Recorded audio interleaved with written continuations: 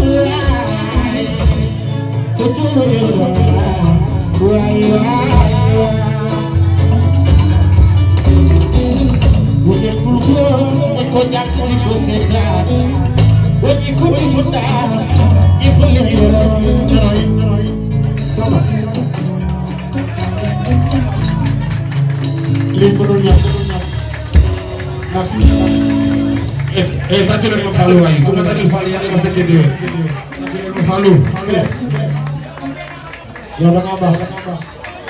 ak Serigne Touba man du ma dem fenn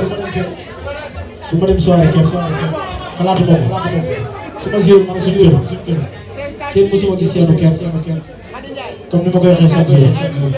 waaye yow sax ma laa jëlee la waaye Abdou Ndiaye rek ni mel ci man daf ma jaaxal loolu kale nag barki Serigne Touba chaque jour daf may woo lu may dugg dama koy wax Samba dama koy wax Abdou Ndiaye barki démb am na affaire bu ma doon def nit ñi jënd ko di ko fooye ma woo ko ma ne ko père loo ci gis mu ne ma lan nga bëgg ma ne ko dama ko bëgg a def challenge bu gàtt mu ne ma kañ nga ko bëgg ma ne ko heure boo ko bëgg mu ne ma wóor seen musicien boo leen wooyee lépp dinaa ko gérer loolu ku baax rek koo ko xam yow it nga gore lool Faramareen kay Faramareen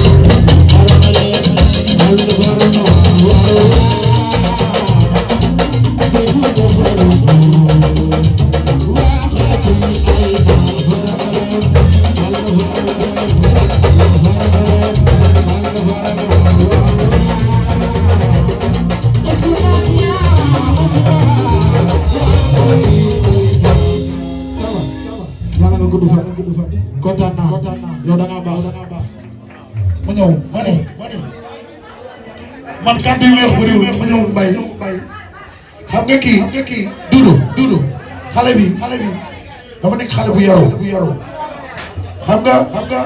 jamono moo toll foo xam ne fa coow boo yëkkatee sa benn loxo ne faalew ma kenn yëkkatil beneen bi ne kenn faalew ma waaye moom barki Serigne Afia Mbacke ñi ma xam dëgg xam nañ ne du ma wax ko